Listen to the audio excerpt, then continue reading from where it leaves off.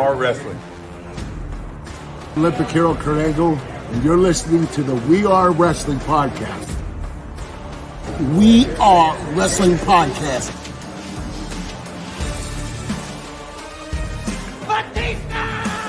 Hi everybody, Eric Bischoff here, and you are listening to We Are Wrestling Podcast. You're watching We Are Wrestling.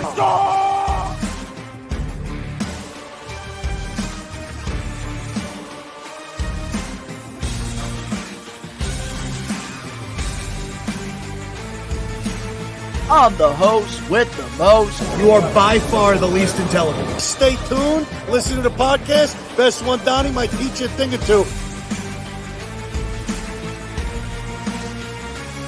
What is going on, We Are Wrestling Maniacs Worldwide? Ben here, one half of the We Are Wrestling Podcast. If you ain't listening to the We Are Wrestling Podcast, bro, you're missing out. The king listens, and you need to too, bro. Ricky knows best, ladies and gentlemen. Ricky knows best. Believe in me. God bless you. We Are Wrestling Podcast. We are wrestling. What is up? We are Wrestling Maniacs out there worldwide. I'm the host with the most, Mr. We Are Wrestling himself, the best one, Donnie, here with...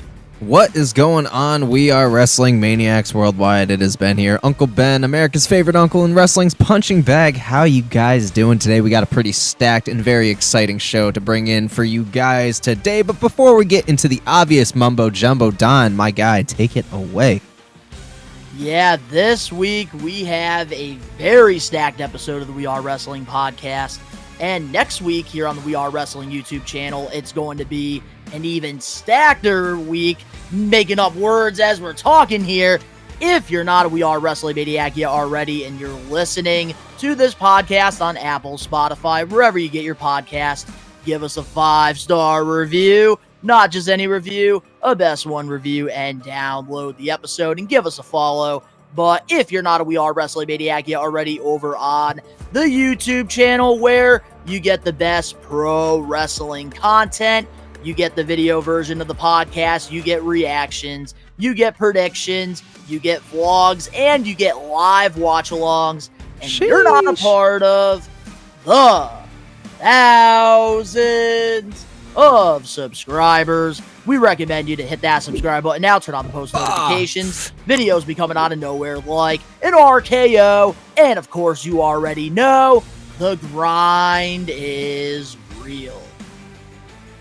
Yeah. So, Ben, how's your week been? Ben's week has been pretty fucking good, man. I can't really complain. I've been doing some different things to kind of get my mental health in check, my anxiety, better sleep schedule. I've been taking a lot more like vitamins lately. I've been exercising more, eating healthier, using some like, it's called ashwagandha, but it like helps with like magnesium, so it like helps promote better sleep. Like it helps like kind of get like a grip in on your anxiety a little bit.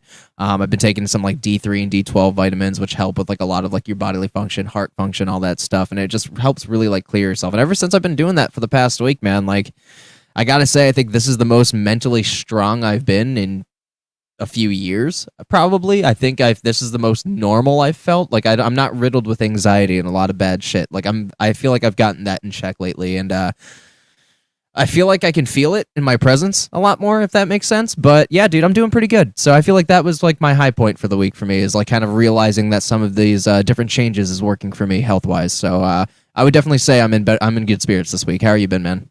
Hell yeah, man. I'm so happy to hear that. And Hell yeah, honestly, I think the We Are Wrestling Podcast has been taking some of those vitamins, Ben, because it looks like our quality has gotten a lot better. Yeah, loads. Man. That's right. Quality over quantity, baby. And my week has been pretty solid. I had a great last weekend was great. So hell yeah, brother. I might as well talk about it here on the podcast since I didn't get to really talk about it on the streams and stuff. So I did let the Maniacs know last week that I was going to big time wrestling on Friday in Worcester, Mass with good old buddy Dan, one of our big fans of Dan the man, and Dylan Silky J, which oh man, dude, it was a great fucking time. And here's the funny thing. So Dan and I we actually met up after we got done with our shoot jobs. We pretty much met up, and then we drove to the event. And Dylan, Silky J, he was running late from his shoot job, so he couldn't come with us because we were not waiting. We wanted to get there, meet the Icon Sting, and just, enjoy ourselves. So Silky J, his tires are fucked on his car. Like, they are, like, bald, bro. So it's just, like, no tread, absolute, just, like, big yellow slide, fucking bald. Yep. Which, by the way, when he went to WrestleMania 40, he traveled from, like, Western Mass to Philadelphia with the bald freaking tires with Dan. So, like, he never got it fixed during the time. So he didn't want to drive the hour to Worcester. So then he decided to go to park at MGM. He took a train to the event, and Dan and I thought that there's no way this dude's gonna make it. And it's on a baseball field. So, like, if you look, like, outside, like, the baseball field with, like, the what do you call it? The screen. Yeah. You could see, like, the trains, like, going by. So at one point, Dan was on that train. Goes by, and I got it on the vlog, and Dan says, he's like, "That's fucking Dylan. Dylan's on that freaking train." So then Dylan shows up, and, like, immediately, like, he just goes, "What's up?" Fuck yeah. He's looking, and oh man, it was fuck great. Yeah. At least he made it, man. That's fucking all that matters. Is he made that shit. By the way, to the We Are Wrestling Maniacs, that's going to be a vlog you're not going to want to miss. It'll probably be out not next week, but the week after, when the content's a little bit more slow. But I did get to meet some legends in the business. I actually got to meet good old Hacksaw Jim Duggan. There I am with him. And he put me in a wrestling move as well. So I had to sell it, he said, which, Hacksaw Jim Duggan, one of the nicest legends I've ever met. And, like, I've been watching a lot of his, like, YouTube videos. Like, he did, like, a whole, like, tour of, like, his ranch. And, man, like, Hacksaw just seems like he's just living the best life right now. And that's all that matters. I got the opportunity to meet him, and such a nice guy. And then, of course, I went there mainly for the Icon Sting, which this is the second time I met him. The first time, it was you, myself, and our old co-host, Danny, at Heroes Hideout. And it was fun. also another great experience. That was fun. Check out that vlog if you guys feel like going back to 2022. Oh, definitely, for sure. And I ended up getting a few things signed. Here's the figures I ended up getting. Oh, which, fuck yeah. There's one thing I do want to clarify. The Fig Cave podcast, I forgot who it was in the Fig Cave pod, which they're also a proud sponsor of Blitzkrieg Pro. They said I spent $5,000 on Sting meet and greet. No, I did not spend $5,000. I spent $400. Were they fucking with you? I think they were fucking with me, but I need to clarify that. $5,000. Damn, bro. That's not even your favorite wrestler. So I'm like, damn, if that really was that, that's a fucking reach. Cena, I will throw that type of money if I had it. Well, John Cena is he's built very different now. He's on like the Rock level now. Like, he's not your typical, he did a couple movies, but he's still a pro wrestler, how many times, like, he's come to our area and I missed out on him. The fuck you doing, Donnie? I know. What the fuck am I doing? Also, guys, go subscribe to Duo Reacts if you like reactions to movies and or TV shows. Sorry, I thought I'd plug it because I actually have the mug from when I was on their Patreon a couple years ago. So I figured I'd say hi. Oh, yeah. I like that. I like that little plug. So, one funny thing that happened, which I will give you I might as well give the We Are Wrestling Maniacs and yourself a preview here to the vlog. Let's do it. So, yeah. So, here's what happened. So, I was in the bathroom taking a number 2. And taking a shit.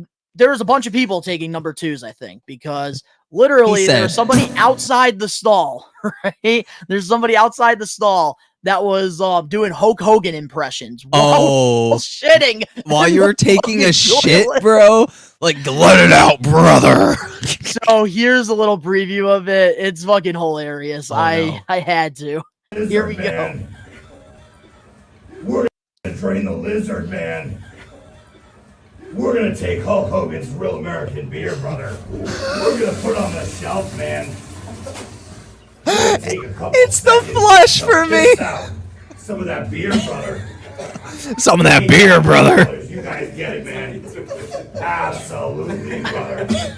You hear us all crying over This is Donnie in real time trying to take a shit, trying not to laugh. Just all you hear is brother, and then you hear Donnie in the stall just.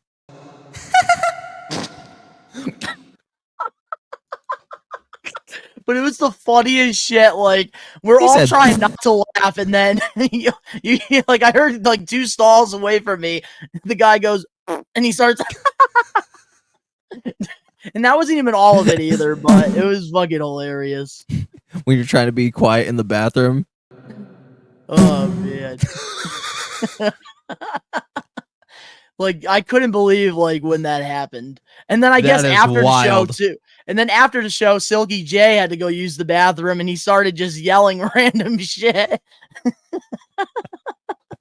That's fucking awesome. Laugh. Yeah, it was crazy. And then on Saturday, of course, AEW Day in Springfield, Mass. We had Collision, which before that, I went to Zombie Hideout, our go-to store. And thanks to Captain's Corner, I actually got the opportunity to meet the Outrunners, a new hot tag team in AEW. If you don't know them, highly recommend checking them out. And then, of course, on Saturday, I got to go with my dad to AEW Collision. Got to meet a lot of Maniacs while I was there, and that was my view. I had a really good view. But the worst part where I was sitting was, if you do watch AEW Collision, if you look at the sign, "How's your lips?" I was behind that fucking sign the whole time. You must have been pissed. The stupidest fucking sign in the world. So if you are We Are Wrestling Maniac, if you are the maniac that had that fucking sign, you're subscribed to the channel and you had that sign, unsubscribe right now. Unsubscribe. You're a piece of shit. So is that AEW vlog and the Big Time Wrestling vlog going to be in like one big video?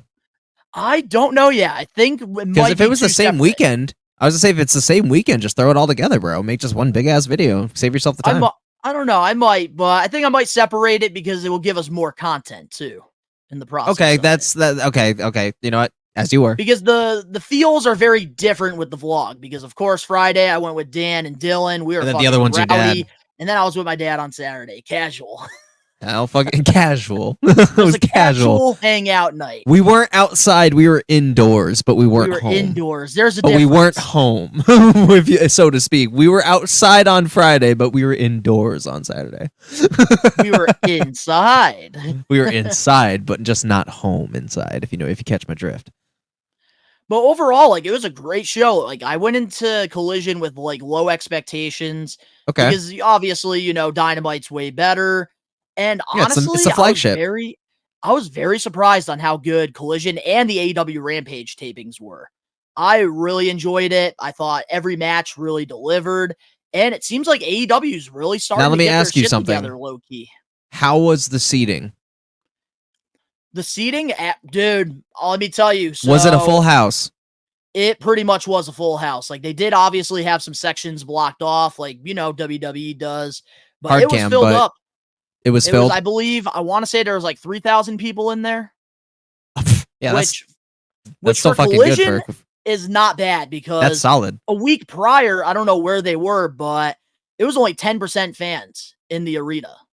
So to go from 10% fans to having pretty much the whole Mass Mutual Center friggin' filled, I think that was a major W for AEW. See, I think another reason why like AEW kind of like fails in a lot of like these live events is they really have to logistically see where their pull is. Like they have to really see like what areas they really thrive in if they want to fill up those seats and really make their revenue. And let me tell you, I think like this was a perfect arena. Like it wasn't too many seats, but it also wasn't too little.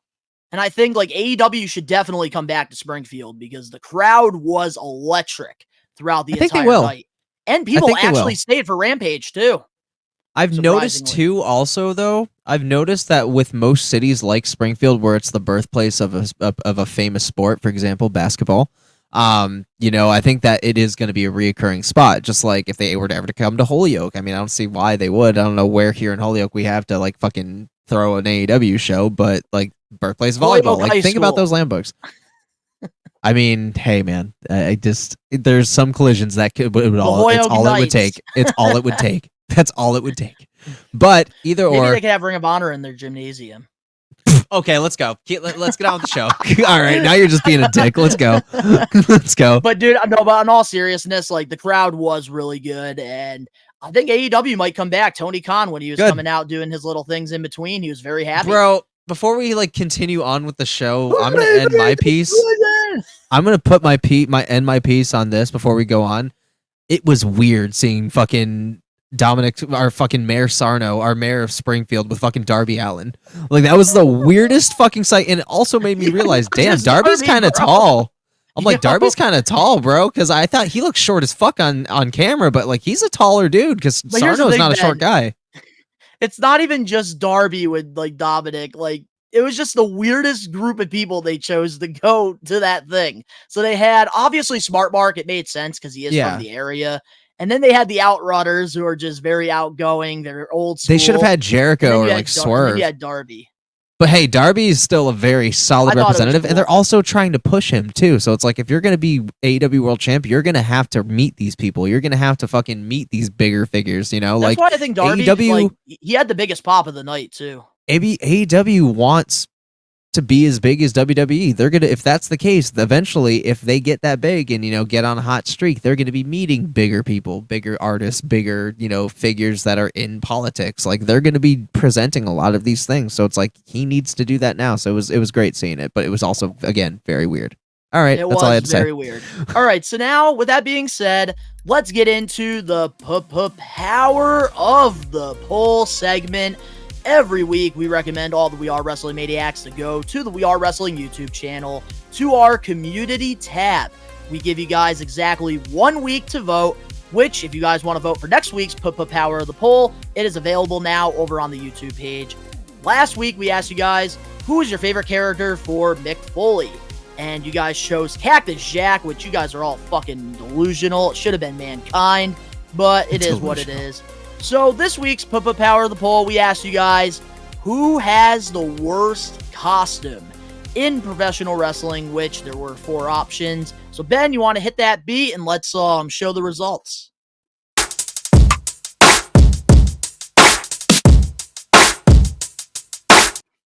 And the results are Giant Gonzalez with the win. Fucking 56% of the Maniacs said Giant Gonzalez has the worst attire, while 6% picked Farouk Assad, while 29% of you guys picked Goldust in 1998, while 10% of you guys picked Bastion Booger.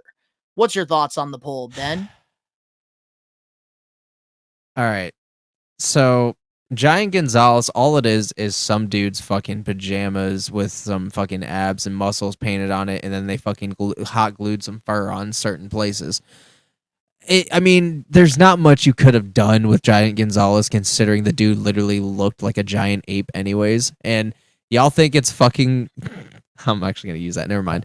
It's fucking hilarious, though, because it's all you can really do with him. Like, they made him look like an animal. And, like, the dude was massive compared to the fucking Undertaker, who's basically 7 feet. So it's like...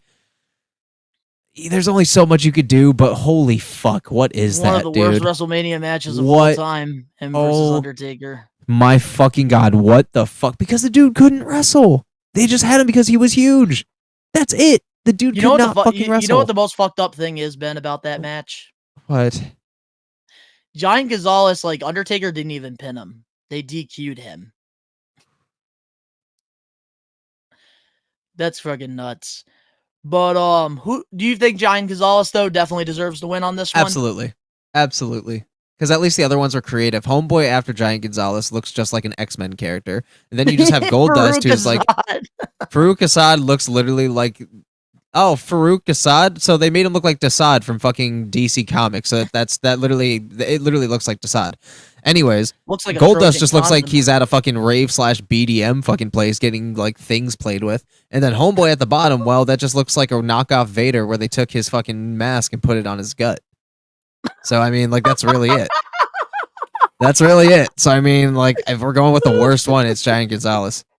Because it's just literally pajamas with fur of like what could be as if he actually hit a gym. So no, I'm going to go with Giant Gonzalez. Honestly, I didn't think about it from that perspective, and I got to go with you on that one. Because at first, I was saying Goldust, because some of the stuff that Goldust was doing in, like, late 1997, going into 98, oh my goodness. Oh, I know. I remember seeing it on TV. Oh, I remember. Yeah. Me too. But let's read some of the comments, though, in our Power of the Poll. So one person said, Vince would beat them all if he was listed. Remember the do-rag period. Oh my God, I do. It was because he got bald, all right? So that one I actually thought was funny, but at the same time, like, out of all things, you had a fedora. Why a do-rag? Why a do-rag? And then somebody left it as this, which I have to agree with this maniac here. I think they were all worse. Well, that was the point of the power of the poll. What are you going to do? What are you going to do? So, if you guys want to answer next week's power of the poll, you can go right now to the We Are Wrestling YouTube community tab and vote now. You get 1 week. Every Thursday, we put one out. So, with that being said, let's get into our We Are Wrestling highlight of the week, where every week, Ben and I, for the highlight, we talk about our favorite moment in the pro wrestling world that's going on during the week. So, Ben, we'll start off with you. Main event, Jey Uso is officially a fucking singles champion. Intercontinental main event, Jey Uso. Yeah. Let's go. Let's go. Let's go. It's just me, Uso. Day one, it's just me, Uso. Day one, it's just me, Uso. We are going to get into Jey Uso during our recap. But that's my highlight. I respect that. It's got to be. Like, that was fucking awesome. That was awesome. But my highlight of the week, oh, man, because it's been a great week. Like, the Roman Reigns and Cody Rhodes video package, fantastic. Like, the way they put it together was great. I also really enjoyed, obviously, Jey Uso winning the title, which we're going to talk about in a minute. And with AEW Grand Slam, I thought it was a great overall show, too. Like, I also enjoyed a lot of the things going on there. You've had yourself a packed week. But if I had to pick one highlight of the week, oh, man, I think I'm going to have to go with AEW Grand Slam. And I really liked the finish for the Will Ospreay and Kyle Fletcher versus Young Bucks tag match. So basically what happened was Don Callis, he was on commentary. He's been aligned with Kyle Fletcher because Fletcher is a part of the Callis family. Don Callis is like fucking everywhere. He has everybody. Will Ospreay and him, they're not really seeing eye to eye right now because Will Ospreay is basically a babyface, doesn't really want his help or anything. So what happened was it got to the point during the match where like there's like big kickouts. So then Don Callis gives a screwdriver to Kyle Fletcher to use on the Young Bucks. And Kyle Fletcher was about to use it, but Will Ospreay stopped him from using it because he wanted to win the match fair and square. So then he gets in Don Callis's face, and then basically Young Bucks, they steal the win. So it kind of built some story there. And honestly, I feel like next week, because this is a match, Ben, you might want to watch next week. For the 5-year anniversary, Will Ospreay versus Ricochet. It's happening. And I think what's going to happen is Ricochet a heel? I think he's going to turn heel. I think Don Callis is going to be his manager. That's what I'm predicting. Okay, let's see if you got the AEW script.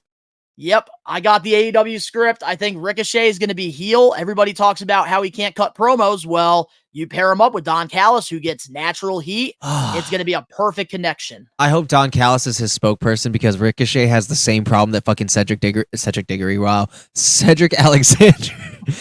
Alexander has, where he could have been a great heel, but he has a whiny bitch voice. And it's true. I don't mean that in a harsh way, but he has a very whiny voice, bro. So I need to see. I don't know. I'm going to be honest. Like, I really feel like Ricochet with Don Callis, like, we're going to get this is going to be the best version of Ricochet. Don needs to take care of him. Since Lucha Underground. Don needs to take care of him mouthpiece wise. And it's going to further the storyline even more because Will Ospreay and Don Callis have that history too. So I feel like something like that's going to happen. Also, MVP showing up. That was great as well, which we're going to talk about in the recap. So with that being said, let's get into the We Are Wrestling weekly recap for the We Are Wrestling podcast episode 127. And in our We Are Wrestling weekly recaps, basically Ben and I, we talk about some of the hottest things that happened on wrestling television during the week. And nothing was hotter than this, so we might as well start it off. Your highlight of the week, then.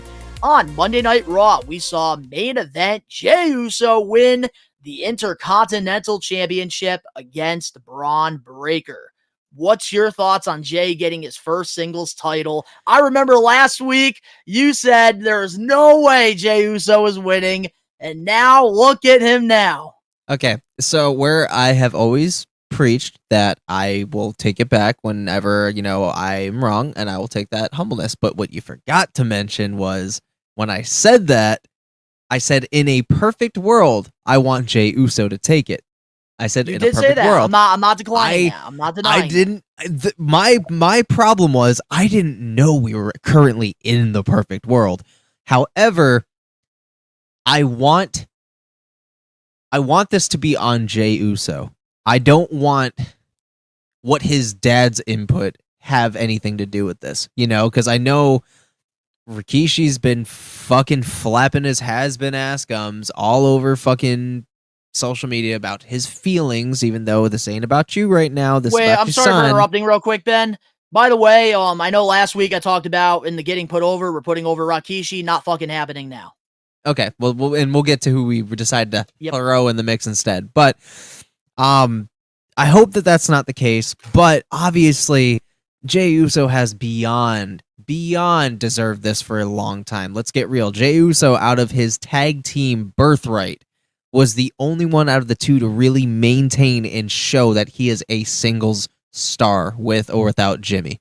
And I think that this was the right time ultimately because they're really gonna cook with Braun Breaker. His fucking rookie arrogance is what was what costed him the title.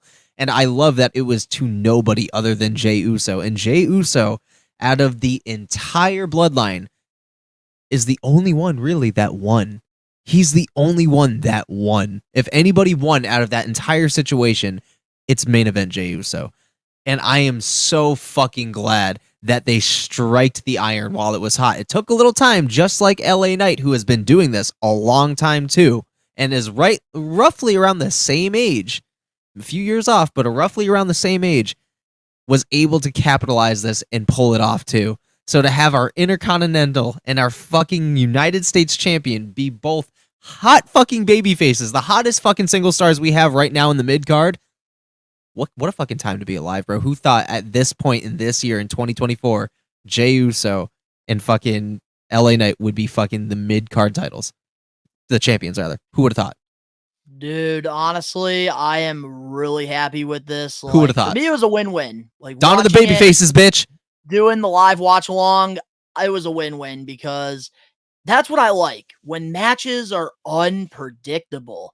And when they announced this, I knew it was very unpredictable because Jey Uso, obviously, main event Jey, he's so over right now with the crowd, especially the kids. And I do want to talk about a comparison after we do give our thoughts on this, which I feel like you know where I'm going to go with it. Okay. But with Jey Uso winning the Intercontinental Championship, they did this so perfect. 10 out of 10. I think Braun Breaker, because here's the thing I was nervous about. Breaker just won the championship not that long ago. And in my opinion, I think having Braun Breaker show that rookie arrogance, which has been something that they have been pretty much teasing this entire time. Like it happened at Money in the Bank against Sami Zayn in the first title defense. And it's starting to make sense. Like they're actually adding logic here. And if there was no logic involved, I would have been pissed off about this booking decision, but there was a reason behind it. He got too arrogant. Jey Uso, being the veteran that he is, took advantage of the opportunity and he won the Intercontinental Championship. And it was a perfect moment. The only thing that kind of ruined it for me a little bit, watching it live, had to be the commercials. They picked the worst times to put the commercials throughout the match. And surprisingly, like when I had my little bitch fit on the live watch along, I think we had like our lowest amount of people. So I'm kind of glad people didn't see that. So please do not go back and watch that. So, and this is good, like Jey was the most deserving person out of anybody to win this title. Million%. I like how they were able to have him lose along the way, but still make his way back and capture it. However, what they are doing with Braun Breaker is literally character building. You literally had this dude believing he was better than everybody because he was a mindless wrecking ball. What happens to a fucking tornado that has no type of fucking harness around it? It goes buck wild and it destroys everything, including the things that it's been trying so hard to get. So this is exactly an example of that. You need to find that curve. You need to find your niche. You need to find your your even just sweet spot between aggressive and logical. And this is where it blurred the lines, and that costed him everything. And this shows, Braun, you may be on the same roster. Braun, you may have won the title, but Braun, you still got a lot of maturing to do because this just showed you're still a rookie kid. And I feel like it's really going to add so much more to the character because obviously, like, he's getting babyface reactions now, doing the whole the whole barking thing. Fans are getting invested in it. And Braun Breaker, we've seen how good he could be as a babyface as well on NXT, even with the badass attitude. So I think with Breaker, this is going to I think he's going to start to become a babyface in the process. I think so too. And this is how similar to Roman. Like, he's not going to lose that attitude. No, and the thing is, people are already, he already has a fucking one-up on Roman. He's already loved by the fans. But the thing is, I think 100%, Braun's about to go on a losing streak. I think that he's going to go on a losing streak for storyline purposes, and he's going to like kind of lose himself not knowing what the fuck he's going to do and how he's going to balance this out. And that's going to cost him. He's going to get frustrated along the way, but he's going to find it, and we're going to see that defining moment play out, and we're going to see Braun Breaker become the star Braun Breaker. And that's what they want to do. They want to give him adversity. They want to give him humility, and that's how you build basis and substance around such a big, bad guy. Yeah, but that's how you build a main event star. Like, look at the way they did adversity. it with Cody Rhodes. Adversity, son. 39, we fucking hated that booking decision. Yep, but now we get it. Now, a year later, we understand. Exactly. You can't spoon feed your audience. To go through that to get to that main event spot because we all know Breaker is going to be the next guy once Roman retires. I think that he's going to be the one to take that brass ring. 1,000%. Breaker's got it. Breaker, like with the right training, changing his fucking gear, and maybe a new theme song, that dude's going to be unstoppable one day. That he needs to get rid of the fucking 1998 Taco Bell fucking logo off his goddamn trunks. All right, like we need to get rid of that shit. That shit's over. But there, like, you've heard me before. I was never a Braun Breaker fan, but I'm becoming one, and very slowly. And this is how you get me. And with Jey Uso winning the championship, this was a great move because he's been so over. Like, I understand the frustrations that Rikishi had with him, which I will be talking about more about Rikishi in the extra that will be coming out hopefully tomorrow. So if you guys are interested in getting my thoughts on the topics that don't make the pod, you can check out the extra tomorrow. But stay tuned for fucking Donnie hosting We Are Wrestling and Rikishi at Waffle House. I'm not putting him over this week, but Jey Uso, well deserved. I'm very happy for him, and I think you know who's going to take the championship from him. We're not going that far yet. Oh, come on. Can I like do some fantasy booking here? Just I'm going to say the name. I'll humor you. All right, I'll humor you. Go ahead. I think it's going to be Dirty Dom. Holy fuck. Really? But not for a while. Jay's keeping that title for a bit. Okay, Don. Until we'll circle back to this, but you're cooking. Have to wait and see. You're cooking. We're going to have to wait and see. But moving on now to our next We Are Wrestling weekly recap. On NXT, we saw the debut of Stephanie Valkyrie. Vacker, damn it. Vacker. She made her debut, interrupting both Julia and Roxanne Perez. What's your thoughts on her debut? I like Dark Entities. I like Mama Ripley's. I like bad bitches with horns. So obviously, immediately just by presentation, I'm pulled.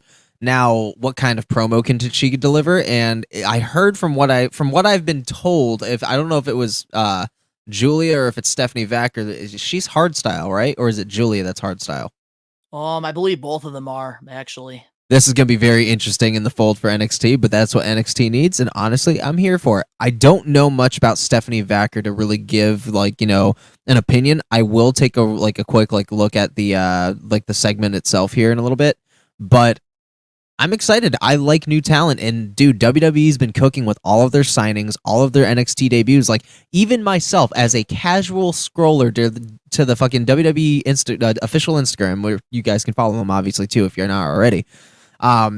Even as a casual scroller, NXT has got my eyes on a few things, and it's got me curious. And as you guys know, if you've been here for a while, I don't really watch NXT, and you're not going to hear me really say nice things about AEW, but there are some things that pull me, and I gotta be back on my game. So you might even see some NXT sprinkles for me here and there coming up soon.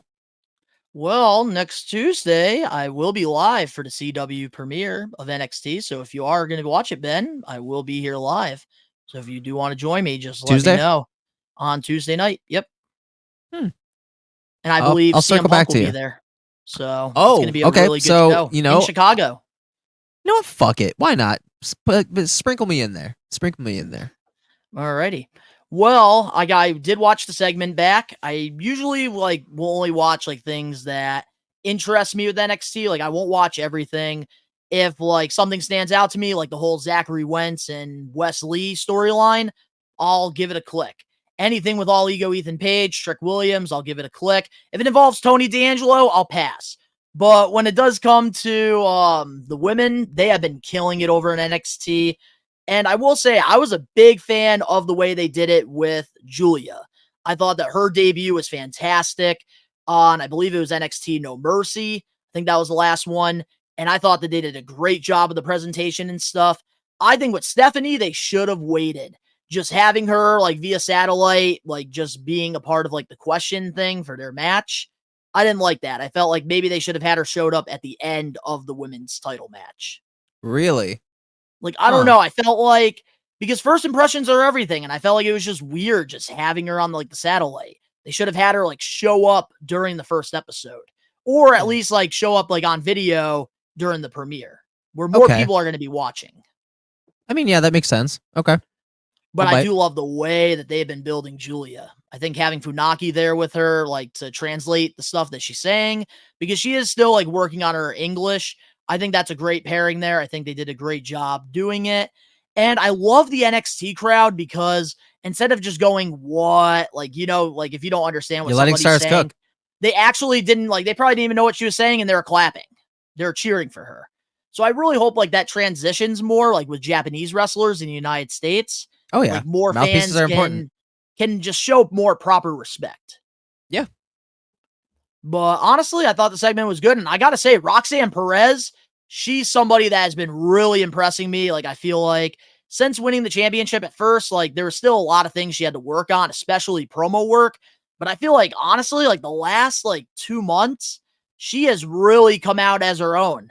And I think that she's getting so much more comfortable on the microphone. And the fact that she's only 22 years old is fucking crazy. She's going to be carrying that women's division for years. That's good to Definitely hear, somebody to keep an eye on, Ben.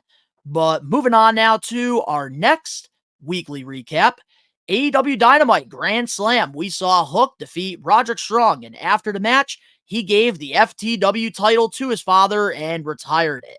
What's your thoughts on AEW finally retiring the FTW title? I don't know why it existed this long in the first place, considering it was worth literally nothing. It was just a shiny thing to put on Hook to make him look and to make you hey, this is what he looks like as a champion. Get used to it, So if it had no valor and it had nothing for it, why did it exist? That's the biggest question mark. So I don't know, man. I mean, cool. It was something for his dad, cool. But I don't know.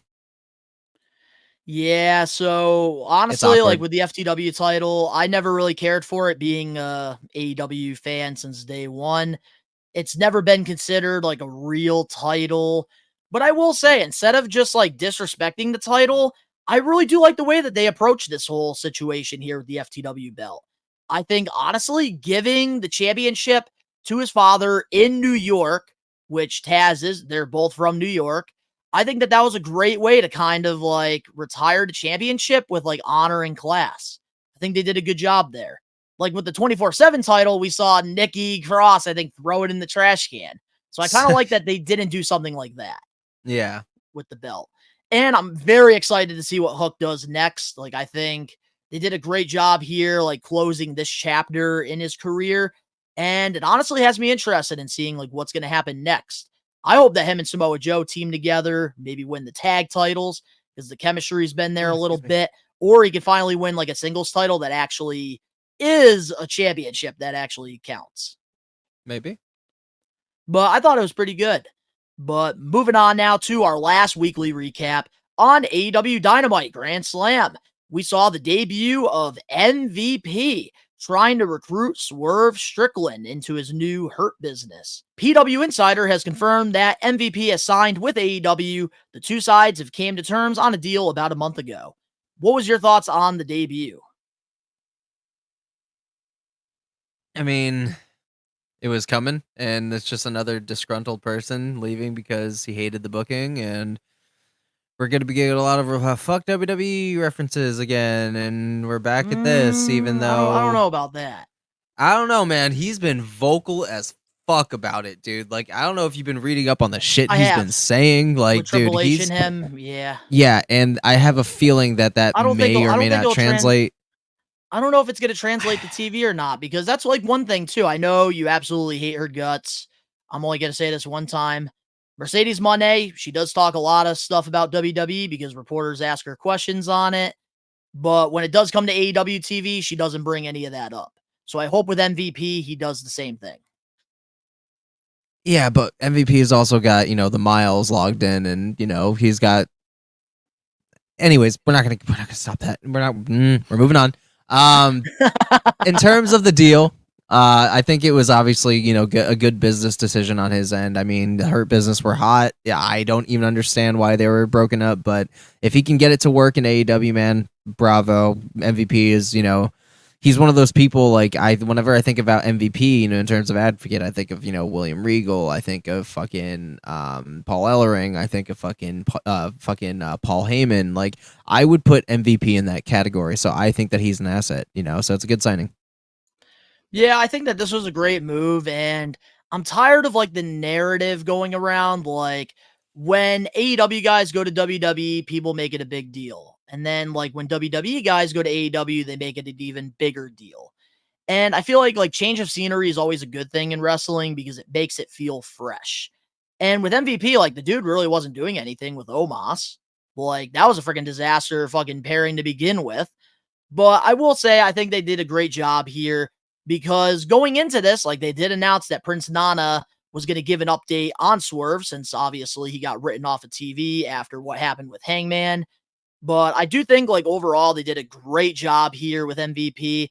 I think that having him get involved, it makes it interesting because I don't want to see another Hangman versus Swerve match. I feel like they've really, like, blurred the lines there. They've already, like, went as far as they could.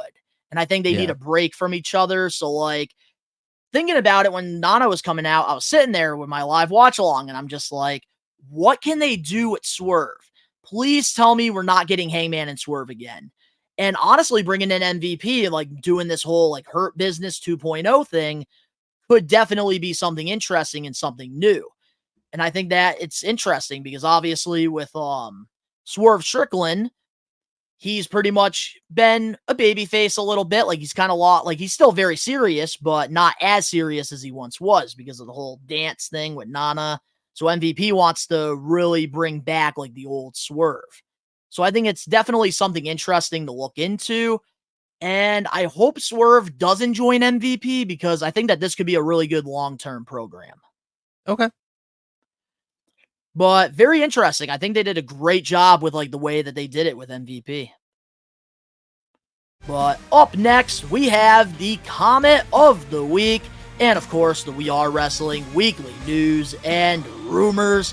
We'll be right back with more We Are Wrestling podcast episode 127. Hey, what's up, players? WWE Hall of Famer Teddy Long, and you are listening to the We Are Wrestling podcast. And if you don't listen to it, then it's one-on-one with The Undertaker. Saturday, November 16th at the South End Community Center in Springfield, Mass. We Are Wrestling is returning to the Wrestling Classic 5.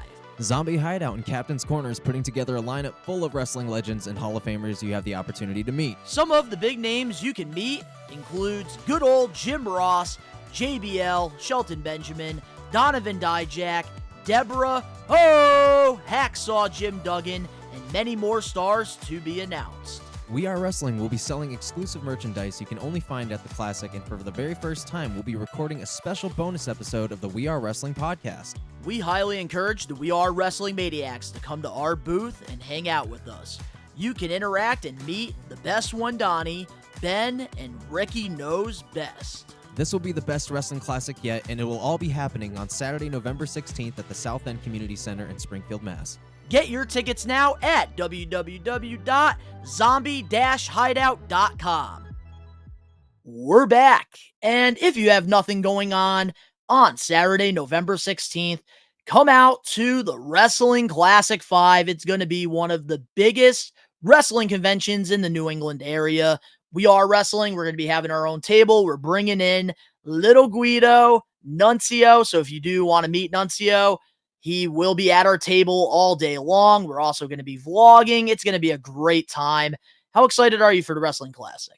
It's going to be a good time, man. It's always a really, really fun time, being able to hang out around like people that we admired growing up, and then, being able to work with them and just, being able to be human around them and them being human around us. So it's always a good time, man. Always a great time. But now let's get into the comment of the week. So Ben, I'm going to let you take it away. What is going on, guys? Every week right here on We Are Wrestling Podcast, we have a segment called The Comment of the Week. And every week we pick out a juicy comment from across our social medias. And this week we have a comment from DJ G Money Gary off of the reaction to Jey Uso winning the Intercontinental title. And it says, Braun don't need the title back. Let's talk about it. Let me just say this, Ben. Thank you for not picking a comment on that Cody Rhodes and Roman Reigns reaction. No, I won't. appreciate you. Yeah, no, you're good. I got you, homie. I got you. I got absolutely slammed in the comments there.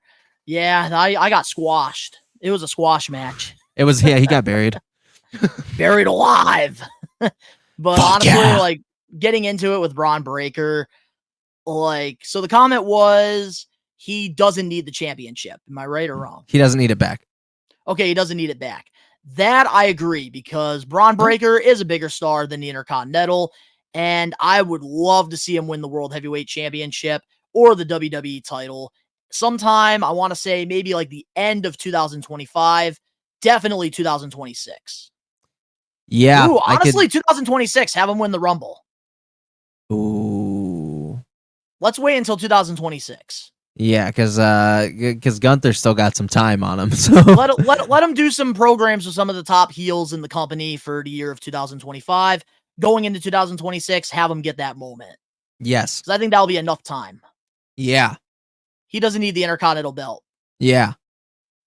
I agree. I agree 100% with DJ Money. I agree. Honestly, I do too.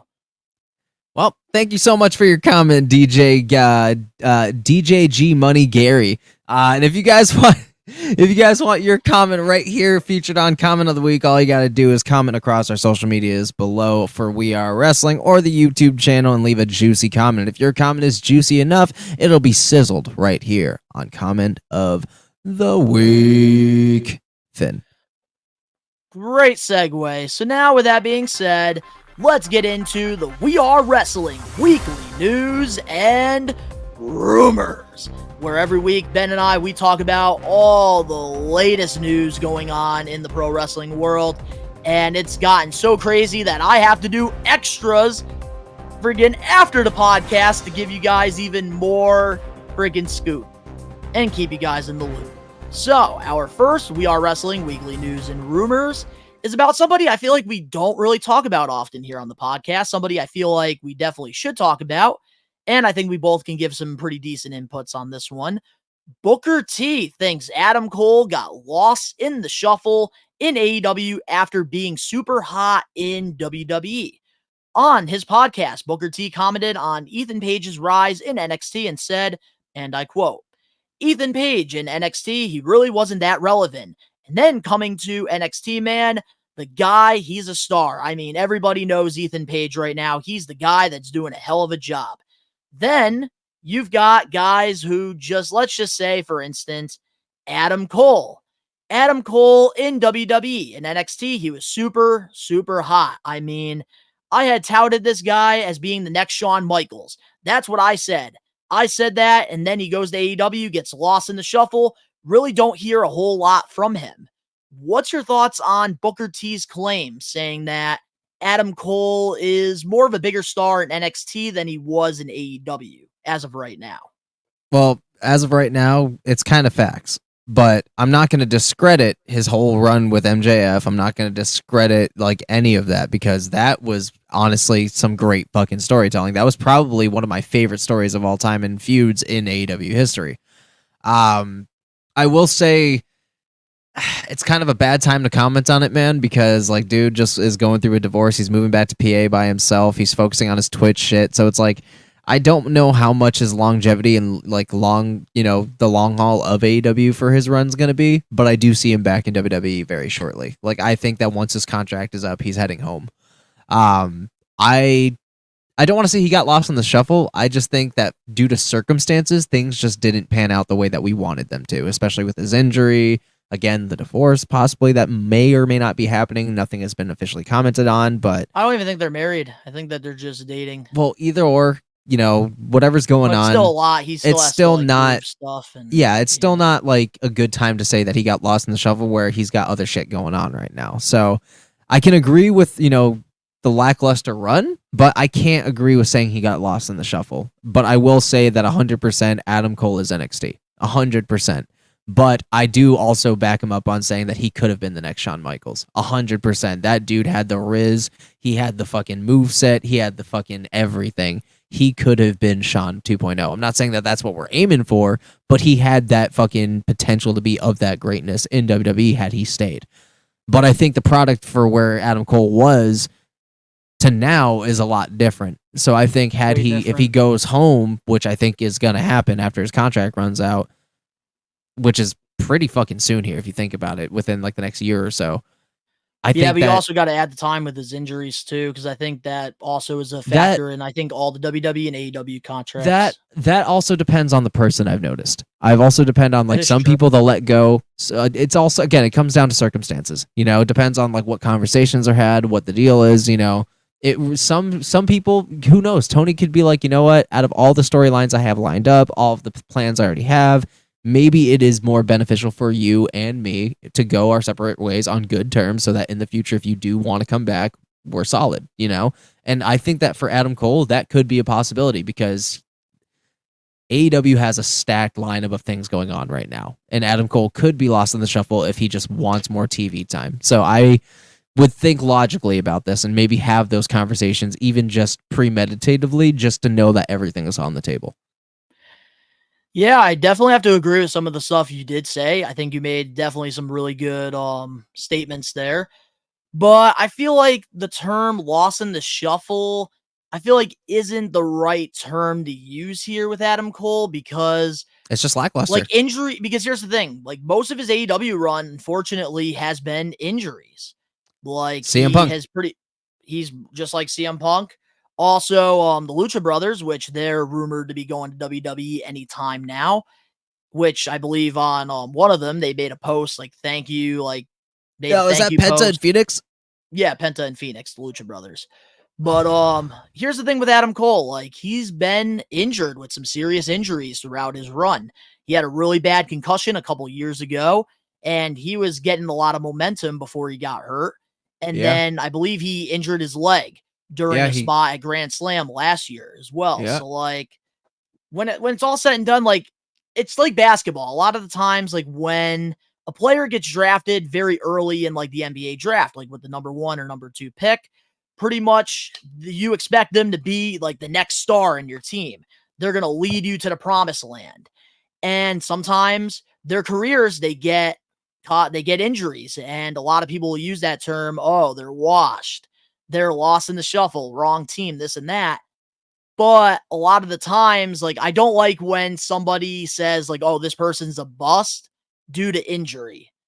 And that's like a term that's used a lot in sports. But with Adam Cole, like pretty much Booker T's trying to say lost in the shuffle. Adam Cole's been a bust in AEW. And that I kind of have to disagree with a little bit because in AEW, like Adam Cole had one of the hottest storylines with MJF, like you said. And the first ever AEW All-In at Wembley Stadium with probably their biggest attendance in their company's history. He main evented that with MJF. And I think, like, despite, like, I'll be honest here, If Adam Cole did not freaking break his leg during that freaking spot at Grand Slam, Adam Cole was going to be the one to take that world title from MJF, and who knows what would have happened with Undisputed Kingdom. Yeah.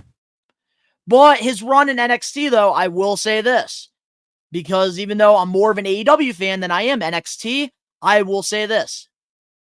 I think Adam Cole had a better run in NXT than AEW. The run with Undisputed Era was something special. Hell, Shawn Michaels even has a picture of him with the Undisputed Era still on his desk to this day. And that tells you a lot. Which I think Adam Cole at the time, like, he had every right to leave WWE to go to AEW because Vince McMahon wanted to give him a manager role. He wanted him to manage Keith Lee. And, like, this is somebody that people are comparing to Shawn Michaels. So, like, why would Adam Cole want to pretty much step down? Like, I think it just made the most sense for him to go there. I could definitely see him eventually coming home to WWE.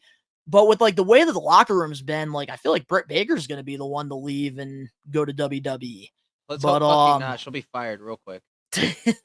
But who knows what's going to happen? Like, Adam Cole, he has a great relationship with both Tony Khan and Triple H. So I feel like that's one person, like, when he becomes a free agent, we're definitely going to need to keep our eyes on him because it's going to be one of those situations where, like, it's not bitterness where he decides to go because he has a genuine friendship with both Triple H and TK. Yeah. But honestly, definitely an interesting take. Like, I get where Booker T's coming from, but at the same time, you can't really blame the injuries, but we're just going to have to wait and see what happens with Cole. And speaking of somebody that we need to wait and see what's going to happen, Kevin Owens might be leaving WWE. According to Fightful, Kevin Owens has been approached regarding a new WWE contract.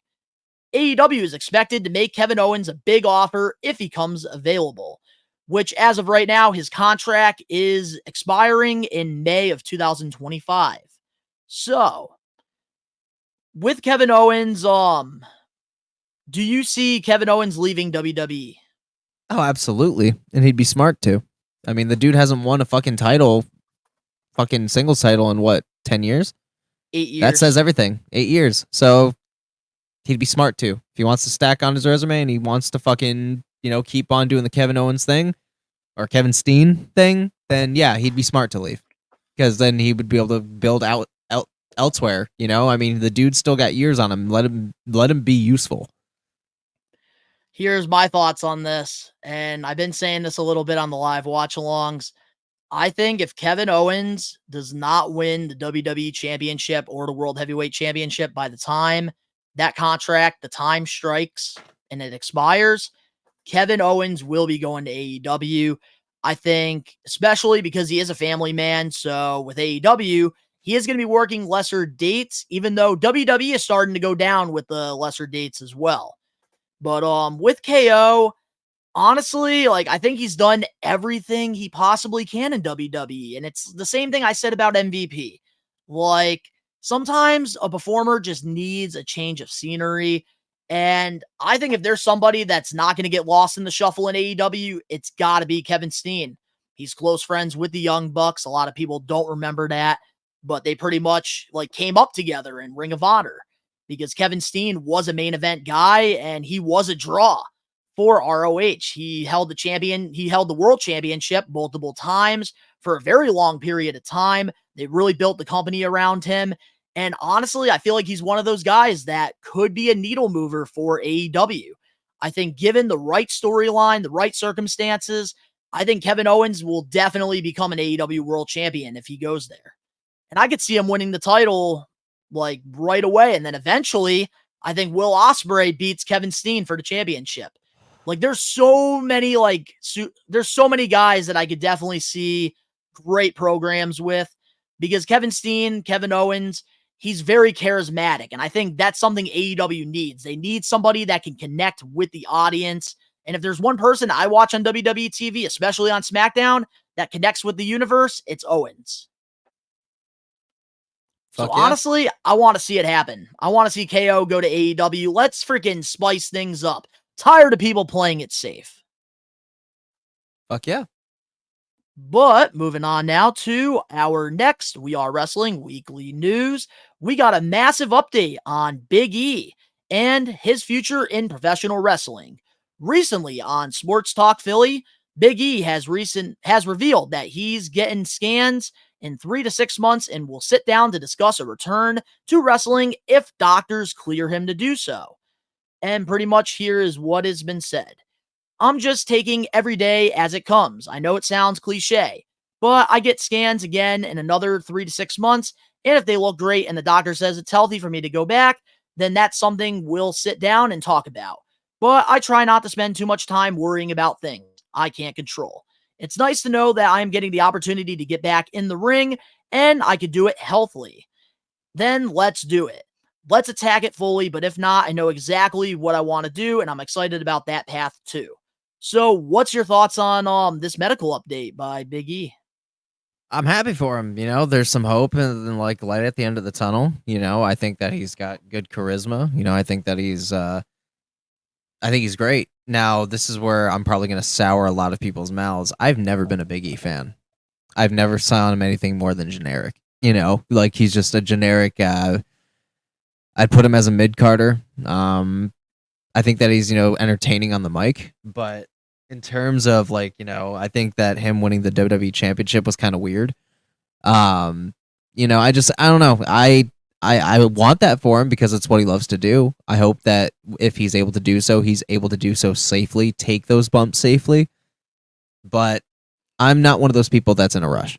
So, if he does, cool. If he doesn't, it's unfortunate, but everybody loves something else too.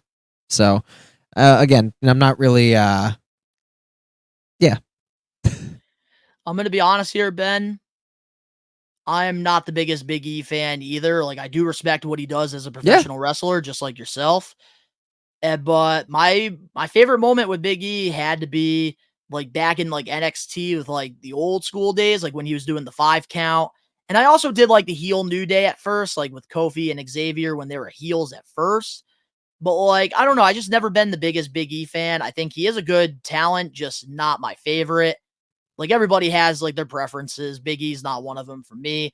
But to hear this news, honestly, I'm really happy for Big E because like obviously a neck injury is very serious. And the fact that like the last couple of years, we've gotten to see Bryan Danielson come back from a neck injury, got to see Saraya, and especially your favorite Edge, I think like it's possible. And I do hope that like Big E can come back because nobody deserves to like lose like their job, get to lose what they love doing due to something that unfortunately happened. And I think with Big E, like he's somebody that is very talented at the end of the day, and he's very charismatic. And that's something that's very hard to find in professional wrestlers. Like having that passion like Big E is very tough. That's probably the reason they gave him the WWE championship. Wasn't a fan of the run, but we can't deny how talented he is and the connection he has with the universe. Facts. So I think like with Big E, like if he's able to come back, I'll be really happy for him because I think that like any professional wrestler, they should be able to hang their boots up when they decide to, and it shouldn't have to be like caused by injury. So I do hope like Big E does come back, and honestly, I hope he does get the good news, and it seems like things are going in the right direction with him. So hopefully he can prove the doubters that he can come back and have at least one more match. Sweet. Moving on now to our next weekly news and rumors. WWE has no plans for Alexa Bliss. According to PW Insider, Alexa Bliss is not currently scheduled for any immediate return as of now, according to WWE creative sources. One source even remarked that they didn't expect her to return until after the holiday season, and that with the current creative regime, they maximized everything they do. So there's no need to rush anyone or any story onto television. What's your thoughts on this? Shit. Whoops. So when it comes to Alexa Bliss, like I've never been the biggest fan, and like I think she's talented. I think she's pretty. She can definitely put in the work on the mic. Like I've never for whatever reason, I could never really connect. I like what she did with the Lily character. I like what she was doing with Bray Wyatt. But in terms of coming back, man, she just had a baby not too long ago either. So it's like, if anything, see this as a blessing too, to spend some more time with your family while you're also still making money. So it's like, just let the process cook. Maybe I honestly see her coming back no earlier than the Rumble. I could see like the Rumble probably. The Like that'd be a Rumble. good time for her to come back. Oh, it's the season of return, son, and surprises. And she's been gone for a long, long time. So for her to show up at the Rumble could get a massive pop. Big pop. And that's something you're going to need for a 2025 fucking year Kickstarter. Yeah, just like, I don't know. It worries me a little bit with her because it just seems like Triple H really doesn't have like any ideas like what to do with her. And I feel like she's been really lost in the shuffle since like doing the whole Lily character with Bray Wyatt. Like, yeah, so like it was entertaining in some capacity. Like me personally, I wasn't the big fan of it because I enjoyed her first run when she was winning the Women's World Championship, the Golden Goddess, and they really built the Raw brand like around her. I thought like that was the best Alexa we got. So like I hope when she comes back, like she brings that back. But at the same time, I wouldn't be upset if like she teams up with Nikki Cross and they both end up winning the women tag titles and she's a part of the Wyatt Six. I would say I see her coming back to the 6, if anything. Yeah. But I hope like it does work out for her when she comes back because I feel like she's like one of those cases where right now she's just sitting, she's waiting, and WWE doesn't really have anything for her. And I feel like she's somebody that I could see like jumping ship, going to like AEW or something to do something different. Yeah. Either or, I'm kind of glad she's not rushing back to TV and they're like going to keep with their creative plans. And honestly, again, Rumble season, like when you're this deep into a year, you might as well wait till the Rumble. You might as well, because by the end of the year, we're wrapping up stories and pushing new ones. So yeah, just wait till after the holidays. Very true. Honestly, like didn't even think about it like that, but yeah, I think you make a good point. Moving on now to our last We Are Wrestling weekly news and rumors. This one came out of left field. We're definitely not surprised by this one. Miro wants out in AEW. According to Fightful, Miro has requested his release from AEW. The last time we saw him was at AEW World's End against Andrade, which, by the way, that was Andrade's last match. So imagine Miro ends up leaving. They both freaking had a last match against each other, similar to Goldberg and Brock Lesnar at WrestleMania 20. Should AEW grant his release? Yeah, because I think he's going to be done with wrestling after this for a while, because he moved back to Bulgaria, bro. How the fuck are you going to travel all this way, X amount of dates a year from mostly fucking U.S. dates if you live out in Bulgaria? I think there's definitely 100% a bigger picture here, but obviously details aren't going to emerge until he's either granted that release or his contract runs out. Wish him all the best. Never been a huge Rusev or fucking Miro fan. I don't know, man. I just never been a fan, but again, wish him the best. Yeah, so I think AEW should just grant him the release. Like with the new direction that AEW is going in right now, they have a lot of momentum. They're finally starting to pick back up because I feel like they're not focusing on what the other product is doing. And I hope they continue this. Like I hope Tony Khan can just keep his head down like he's been doing for the last couple months and just focus on AEW. So I think it's time. Like it's just like if somebody wants to leave your company, you might as well just say, okay, see ya. Like same thing goes with WWE because you want to have everybody on the same page. Locker room morale is a very important thing. I think Miro, like he had a decent run with the TNT title, but after that, he kind of just got lost in the shuffle, similar to WWE after losing that United States title to John Cena. I feel like he's one of those guys that like the only way that he could be over is if he is pretty much like getting massive push, like getting big wins and stuff. And then pretty much with Miro, like he just gets lost in the shuffle if he loses. And that's really hard to book. So like, that's why like I can't blame Tony Khan. I can't blame Vince when it comes to like the lacking of like Rusev's booking, because he is one of those guys that's very difficult to book, similar to like Bray Wyatt and like Aleister Black. But I do think it's time, grant his release. I don't see him going back to WWE. I know a lot of people see it. I don't. And I just wish him all the best. I think he's somebody that should, when he leaves AEW, I hope if he does continue professional wrestling, go out to the indies like Jinder Mahal is doing, like Matt Cardona is doing, and prove yourself. And also stay the fuck away from WWE because Lana is with Damian Priest, and we do not need backstage drama in fucking WWE. They're doing great right now. So shh. Go to the Indies. Go to the Indies. Are they still together?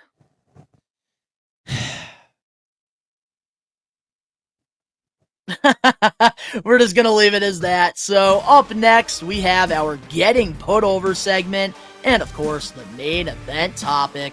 We'll be right back with more We Are Wrestling Podcast episode 127. Hey everybody, it's Hall of Famer Devon Dudley here. And when I'm not putting people through tables or testifying, I am listening to one of the greatest podcasts in the world. We Are Wrestling Podcast. Check it out. Testify.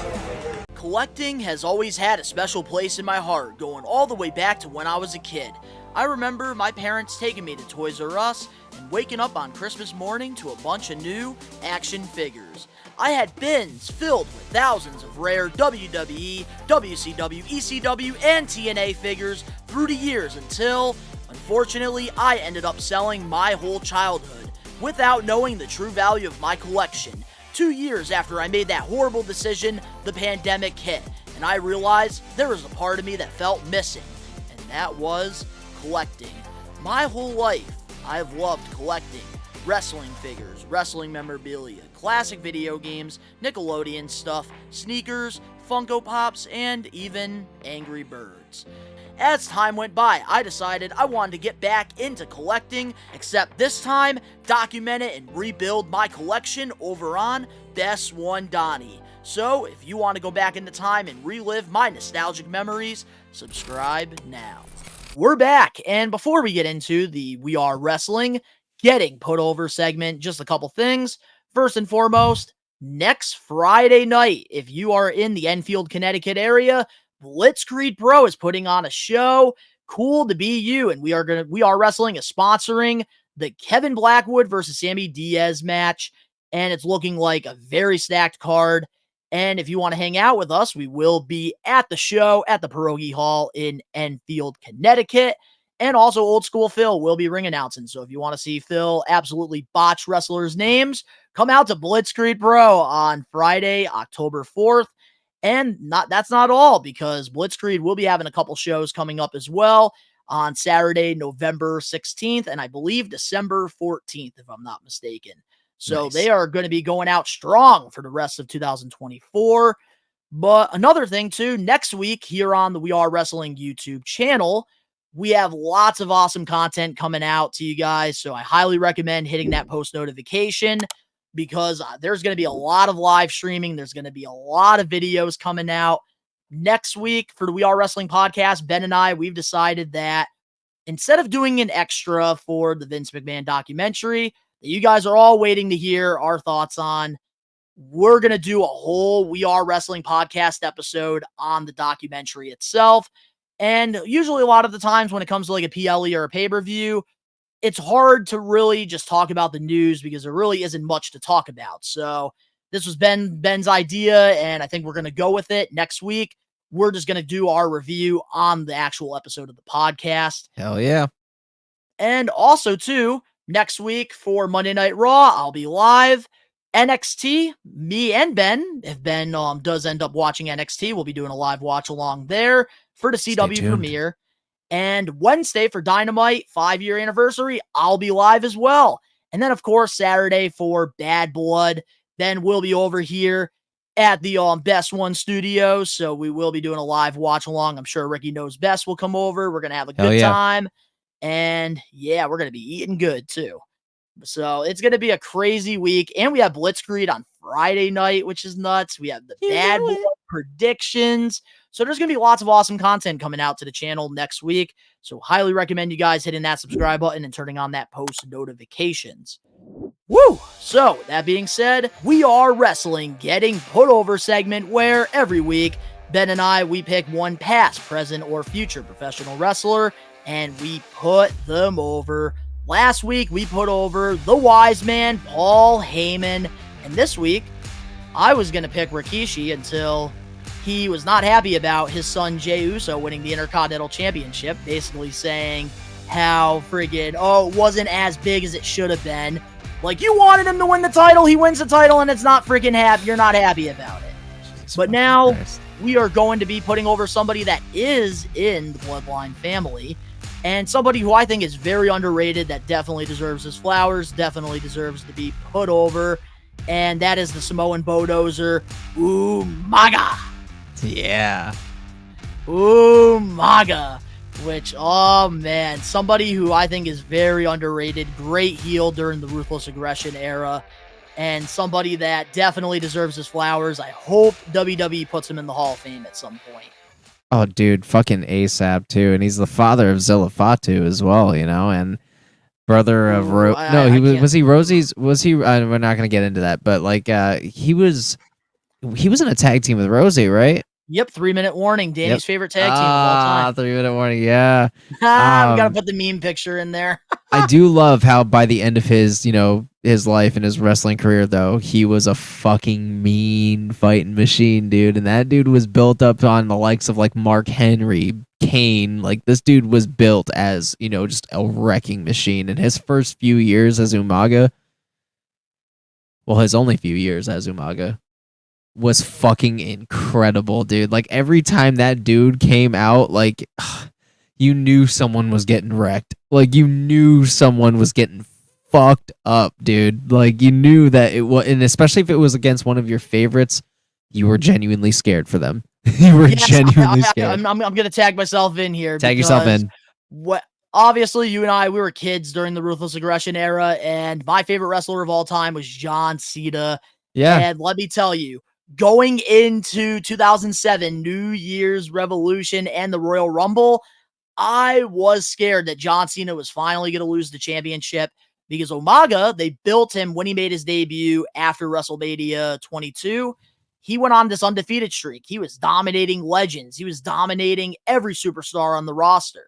So, like, they really built it up with him and John Cena, and I really thought that this is who Cena's going to lose the belt to. Glad it did not happen, but yeah, that was a really good program during that time. Yeah, so imagine how I had to feel when I saw fucking London and Kendrick have to fight Umaga, and then Kendrick's bitch ass walked out on London, and William Regal was fucking delighted about it. And I was pissed, bro. I was pissed. Dude, I was screaming. That's when Kendrick and London eventually broke up. Well, I was gonna say, like, they were jobbing during that time, or they were kind of jobbing during that time, but they were still on TV. And Kendrick walked out on fucking London, and then later that night, Kendrick was in that go against fucking Cena and Shawn Michaels. I was pissed. I was pissed. Pissed. Yeah, that was the night that Shawn Michaels super kicked fucking John Cena and fucking costed them the titles. It was that same night. Oh, I was pissed. Damn. I was pissed, bro. So I was pissed twice that night. I bet. I was yelling at my little fucking box TV in my basement at fucking, what was it, like 10:30 at night? God, dude, I was pissed. I was so pissed. Definitely 10:30 at night. But let me go over some of the accolades with Umaga, which there's only one. So, Ricky, next week when we do have somebody that probably has a lot more championship accolades, we need you back to do this. It's very tiring. Umaga is a 2-time WWE Intercontinental Champion. Basically it. I hate you for that. It's so tiring. Basically, yeah. But that's the thing, though, with Umaga. Asshole. Though. Like, he had only 2 Intercontinental Championship runs, but they were actually really good title runs. That is somebody's life and career that was criminally cut short because, dude, holy fuck, the influence he would have had on the Bloodline today. Oh my god. And luckily still has on the Bloodline today, but could you imagine if he had a fucking angle in that shit? My fucking god, dude, the Bloodline would have been unstoppable. Man, imagine like a Umaga versus Roman Reigns match. Oh my! He would probably been so good. Bro. He probably would have been the one giving him the Ulafala. All right, let's be real here. Let's be real here. All right, like that's. Don't get me choked up. We're putting him over, not crying over him. Stop. So when it does come to Umaga, though, let's talk about like some of our like favorite moments and matches with him, because I feel like he's one of those guys that like tagging in. He was so under. Well, you're pulling one of those You're pulling one of those freaking tags where like I'm ready to like do my finisher, and then you're tagging me in. You're taking me out. Fuck you, Ben. Fuck you. Tagging in. Bobby Lashley screwed him against Santino Marella's debut and costing him that fucking IC title. That was the biggest fuck job of all time. Wasn't that like an international show too? Like that was in Italy. Like, Italy, yeah. Yeah, that was in Italy, and he's like Santino Marella. I couldn't believe that. I couldn't believe it either. But I have never been so and that was the thing. I knew early on that I wasn't really a big Bobby Lashley fan, but the moment that happened, I popped so hard for Bobby Lashley. That's funny as hell. One of mine has got to be like the feud with Bobby Lashley. Yes. And they had like this match. Lashley was like inside a steel cage. It was like ECW. And then Umaga basically like he's like talking shit to him, like getting mad that Lashley won, and then Lashley jumps like through the freaking cage on and the freaking Umaga. That was so cool. That was one of the final coolest big moments that happened in that era for ECW, bro. Because I remember Umaga was outside with Armando Estrada, and the fucking Lashley fucking ran the ropes a couple times and then jumped at the fucking cage, and it dropped, and it fucking knocked them both. And dude, one of the loudest pops in a small arena I've ever heard in my entire life, dude. That was a big ECW moment. That was an oh my god moment. Like, dude, yeah, dude, that was good. That was a moment. Like the only few good things in the WWE ECW time. But when it comes to like matches now, one of mine that I really enjoyed a lot, and this one definitely had to be one of yours. WWE One Night Stand 2008, Jeff Hardy versus Umaga. Falls Count Anywhere. Fuck you.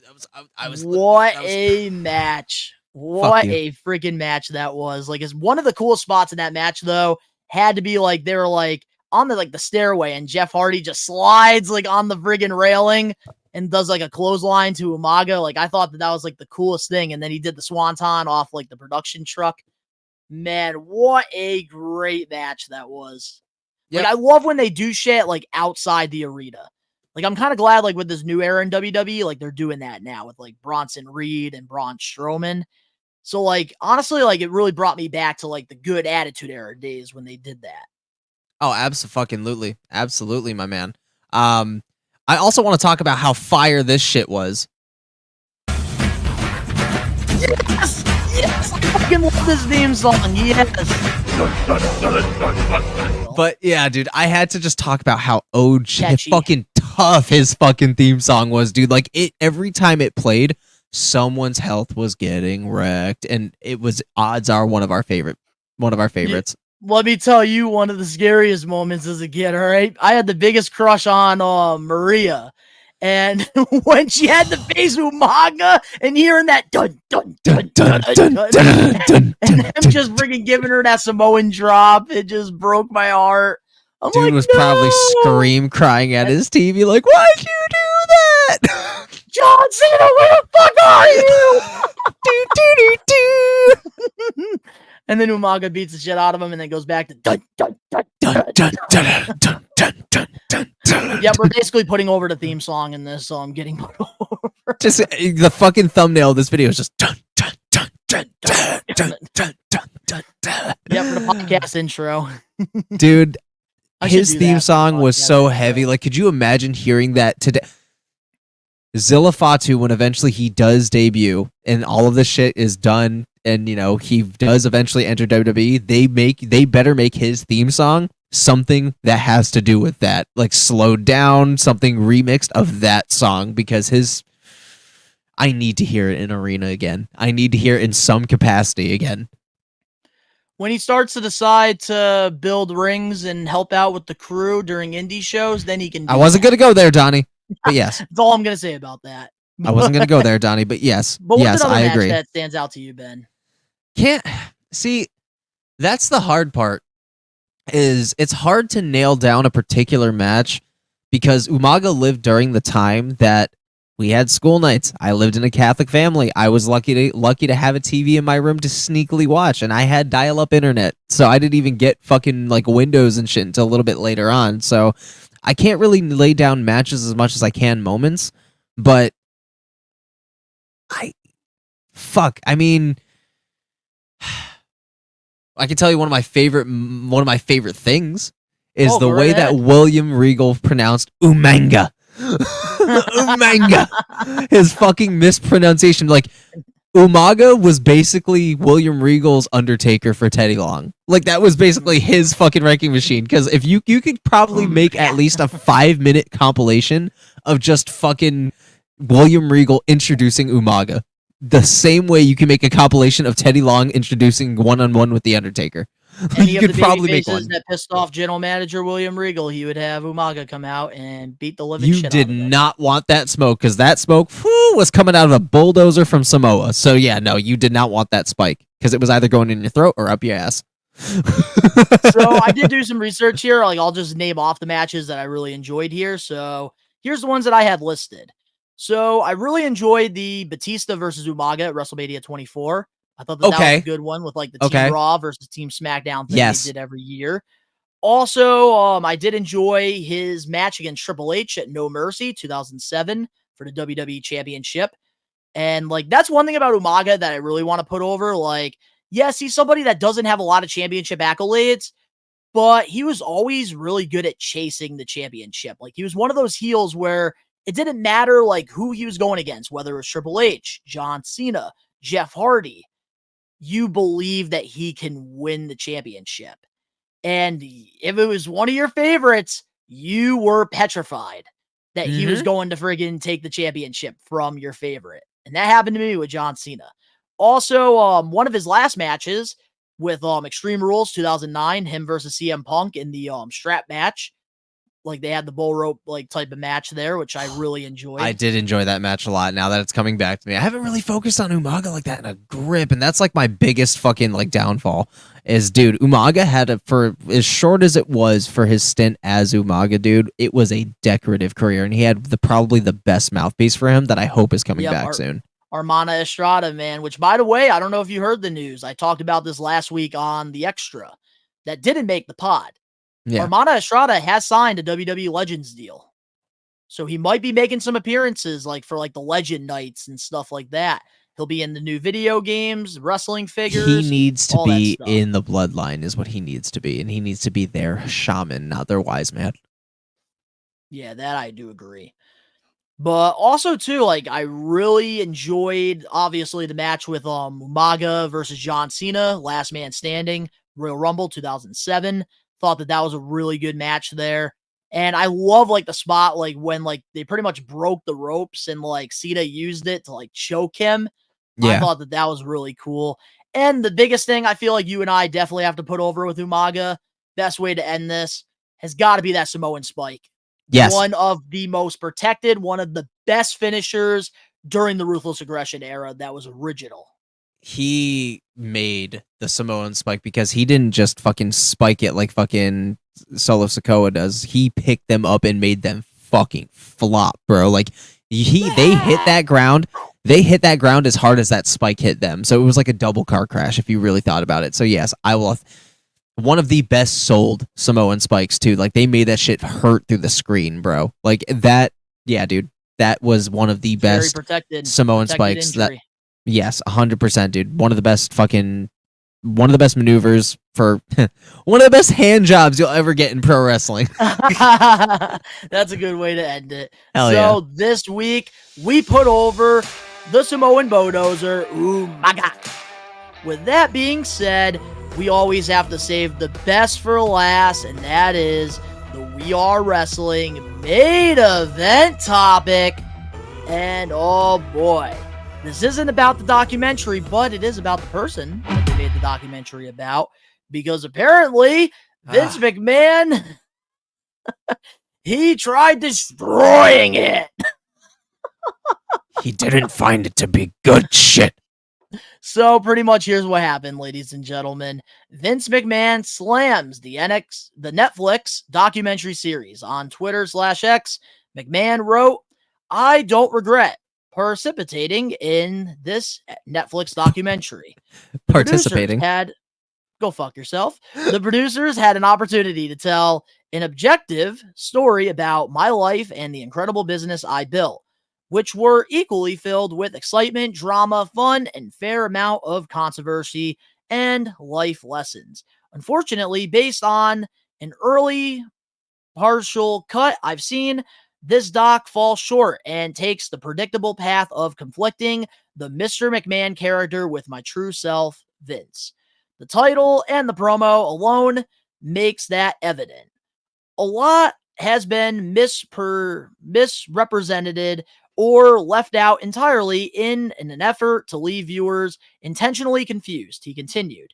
The producers usually typical editing tricks without context footage and date sound bites, etc., to distort the viewer's perception and support a Vince, you gotta stop using these rich fucking words, man. Narrative in an attempt to further their misleading amount. The producers use a lawsuit based on an affair I ended as evidence that I am in fact Mr. McMahon. I hope the viewers will keep an open mind and remember that there are two sides to every story.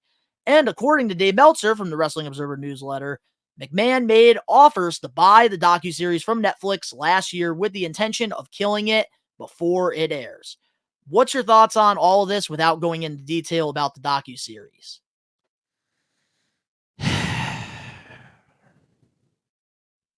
Destroying the competition, Ben. So as you guys are watching this, I'm only on episode 5. I'm midway through episode 4. They have been nice to him. Like, if anything, this really is kind of like the business and how it's built. Like, yeah, things may have been left out, but let's not forget the most important thing that was left out. Good old JR. Because had JR been on this documentary, we would have seen and heard it all. And they did.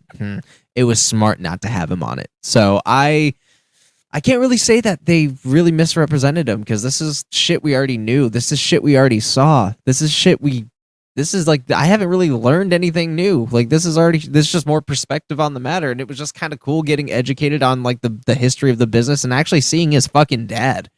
You know, like, it was just kind of, I'm not going to say nice, but it was like a breath of fresh air in a weird way. Like, it just, I don't know. You know, I wouldn't say that like it was worth destroying. Then again, I'm not finished with it, but I wouldn't say that it really, painted him out to be an asshole more than we already knew he was. It just, if anything, it just makes me see how weird of an individual he really is in real life just by seeing him talk.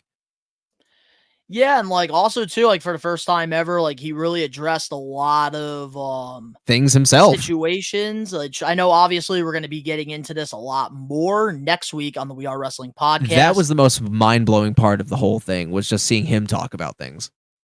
Yes. But here's the thing I will say, like I will share my thoughts at least on the docuseries. Basically him trying to destroy it. Like, come on, Vince. Like, this is not a good look for you whatsoever. And, like, it's starting to really prove, like, a lot of the things that, like, he's, like, pretty much, they're, like, accusing him of, he just is coming off very guilty because because if you really don't, like, have anything to hide, then, like, why are you trying to, like, buy the friggin' documentary series? Dude, like, I believe it 1,000%. As we're filming this, there are people that are coming out now because of this series as we speak. There are talent, wrestlers, ex-employees that are speaking out on Vince now because of this documentary, literally as we're recording this. So it's wild, But at the same time, it's like, you had nothing to hide, man. What you doing?